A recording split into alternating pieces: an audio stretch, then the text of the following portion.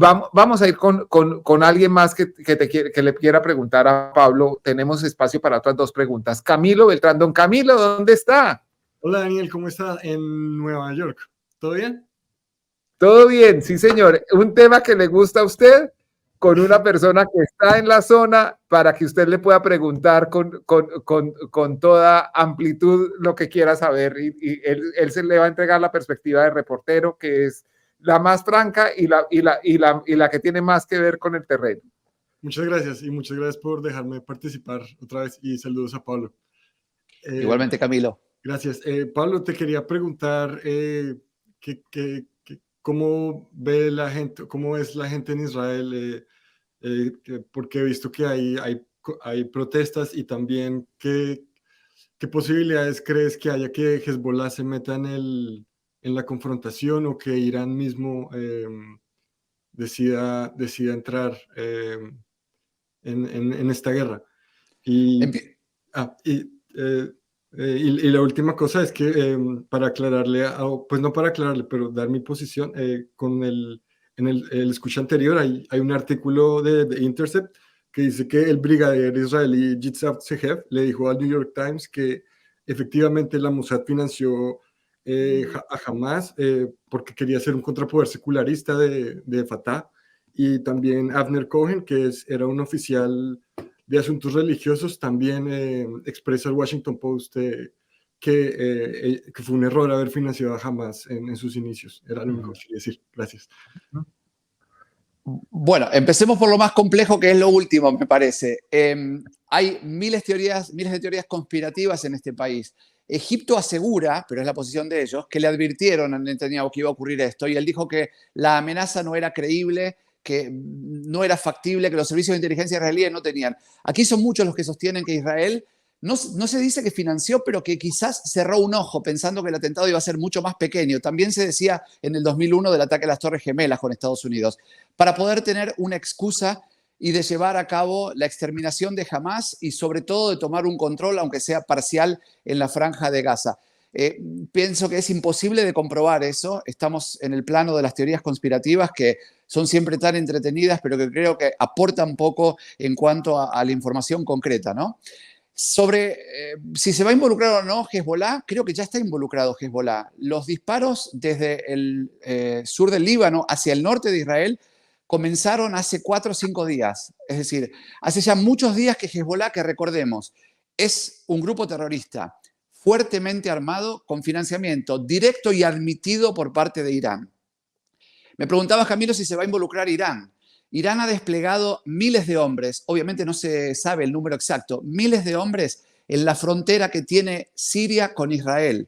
Ya están ahí esperando. Por eso es tan delicada la situación y por eso cada vez suena más fuerte la idea de que el presidente Biden, el canciller alemán Scholz, lleguen en las próximas horas, se está hablando miércoles o jueves a más tardar, a este país para hablar con Netanyahu y para convencerlo de que la famosa segunda fase que viene anunciando hace mucho y todavía no está implementando, que sería, estimamos, el gobierno israelí nunca lo confirmó, la invasión terrestre, la incursión terrestre, no se lleve a cabo, porque Irán fue muy claro. Si el ejército israelí pone un pie dentro del territorio de la Franja de Gaza, nosotros vamos a considerar que nos están atacando a nosotros y nos vamos a sumar inmediatamente a ese conflicto. Estados Unidos ya tiene desplegados buques de guerra en el mar Mediterráneo por las dudas, preventivamente. Esa fue la posición del presidente Biden. Es decir, estamos ante un conflicto que de un momento a otro, una chispa, creo yo, no sé Daniel si compartes, pero una chispa puede llegar a encenderlo en algo mucho más grande a nivel global de consecuencias inimaginables, ¿no? Sí, estoy totalmente de acuerdo y además una guerra que le sirve políticamente a los halcones de lado y lado. Son los elementos más extremistas de los dos lados los que encuentran beneficiosa esta situación bélica porque a los pueblos generalmente no les sirven, solo sufren estas terribles situaciones. Es todo pérdida. El pueblo palestino y la está sufriendo también el pueblo israelí. Absolutamente. Camilo había preguntado algo sobre el gobierno de Netanyahu al comienzo. Netanyahu estaba en un momento dificilísimo político, por eso también las teorías conspirativas, ¿no? Él me hablaba de las protestas que hay contra el gobierno. Él estaba con un gobierno muy débil, a punto de caer de un momento a otro. Los que lo conocen, a Bibi, como lo llaman aquí en este país, dicen que es un hombre que se fortalece ante todos los conflictos armados. Cada vez que él ha estado al mando de este país, hubo algún conflicto grande armado.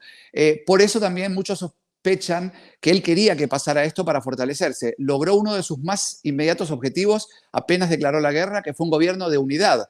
Tiene el apoyo de toda la oposición para llevar a cabo estas operaciones.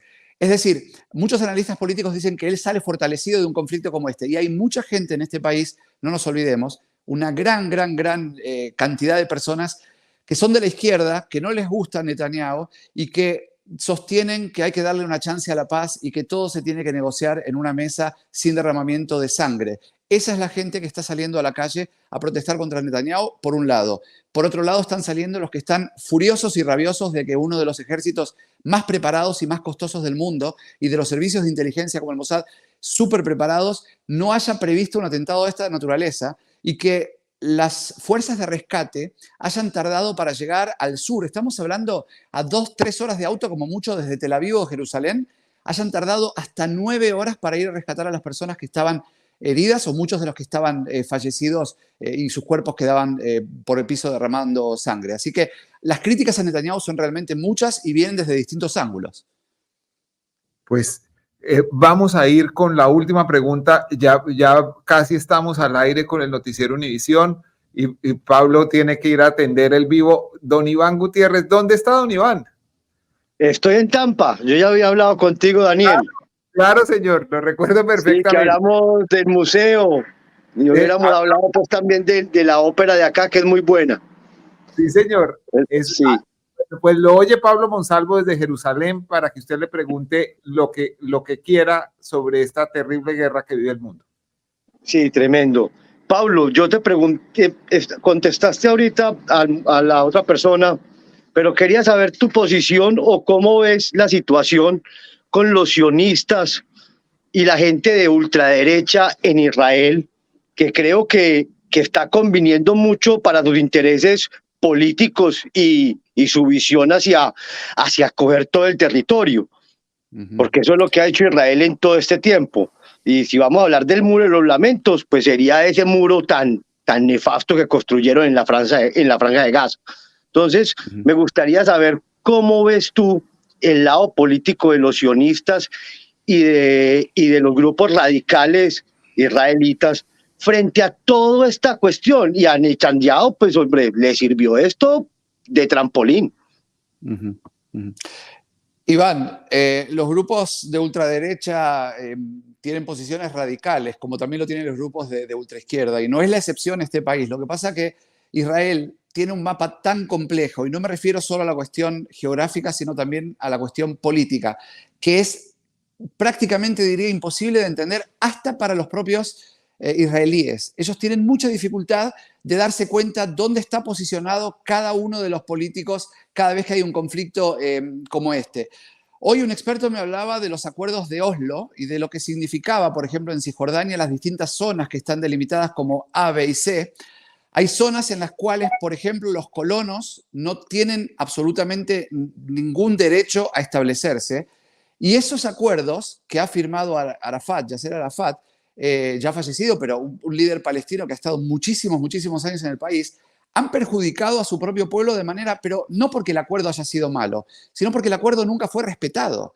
Y nunca fue respetado con la connivencia de los grandes países del mundo que han cerrado un ojo, quizás porque tienen muy buenos negocios a nivel económico con Israel, pero nunca se lo ha criticado a Israel. Y todo esto está incentivado de alguna manera por esa posición política que tú estabas mencionando de los sionistas, de los que quieren de alguna manera seguir expandiendo su territorio y seguir ganando, anexando kilómetros cuadrados.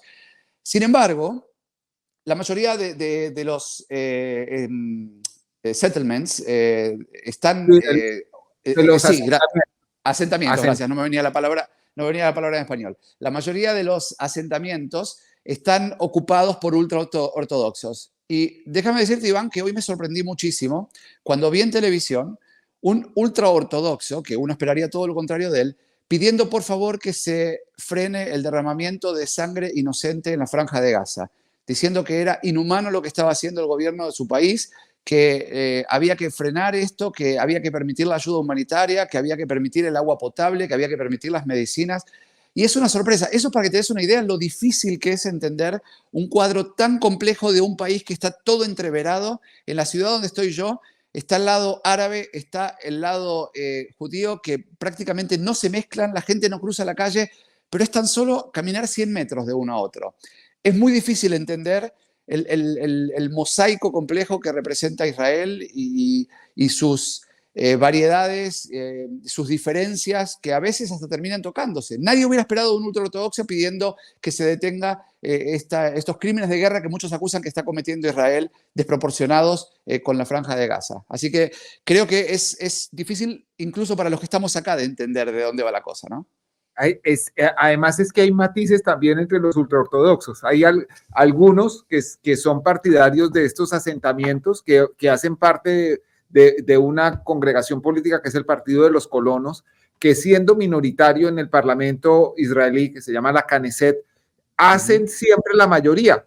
Tienen 3 o 4 escaños, pero son los 3 o 4 que necesitan para armar gobierno los ganadores. Y entonces una fracción que es minoritaria en votos se termina volviendo muy poderosa por ser la pieza que cierra el rompecabezas.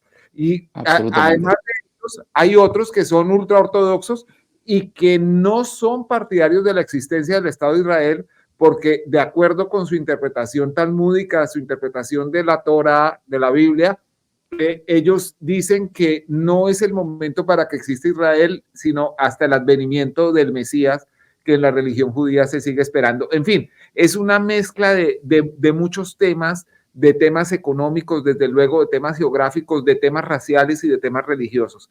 Es una guerra que puede cambiar la configuración del mundo. Sin lugar a dudas. Hablabas de la Knesset, una pastillita chiquita, Daniel. Hoy tuvimos una lluvia de misiles, tanto en Tel Aviv como en Jerusalén y en gran parte del país. Las alarmas sonaron en continuación. Fue un día muy intenso desde ese punto de vista. Estaba Netanyahu brindando un informe, porque venimos de un mes de festividades judías en el cual todo el mundo estaba de vacaciones cuando estalló este conflicto. Hoy era el primer día previsto y cuando Netanyahu empezó a rendir cuentas ante el Parlamento, tuvieron que suspender la sesión, correr todos los diputados al refugio, porque muchos de los misiles iban dirigidos justamente al Parlamento de este país. Esto es bastante interesante. El calendario judío es lunar y no solar, como el que usamos nosotros, y empieza con el primer día del año, que se llama Rosh Hashanah. Ese día marca el inicio de lo que en la religión judía se llaman las altas fiestas. La última de las altas fiestas, Simchat Torah, se celebraba exactamente el día del ataque terrorista. Coincidía con la guerra del Yom Kippur por fechas del calendario romano, del calendario gregoriano, que es el que usamos en la mayor parte del mundo, pero en el calendario lunar se había corrido unas cosas porque pues se calcula con las fases de la luna y no del sol. Pablo, es un gran gusto haberte tenido en esta conversación. Me siento honrado de la invitación. Muchísimas gracias. A propósito, decías un detallecito que me viene a la mente. Israel estaba desprevenido porque estaba justamente en los días feriados, al igual que en la guerra de Yom Kippur, exactamente igual. Lo agarró con la guardia baja, la gente estaba relajada de vacaciones, las fuerzas de seguridad estaban con menos efectivos. Muchísimas gracias a todos los que nos han acompañado hoy. Pablo Monsalvo, un gran periodista, un reportero internacional, está cubriendo la guerra para la cadena Univisión en Jerusalén, Israel, o en la cadena Univisión para la cual también trabajo yo. Y es un gusto tener colegas como Pablo para poder hablar con ustedes de estos temas. Muchas gracias, nos vemos con otro Reporte Coronel.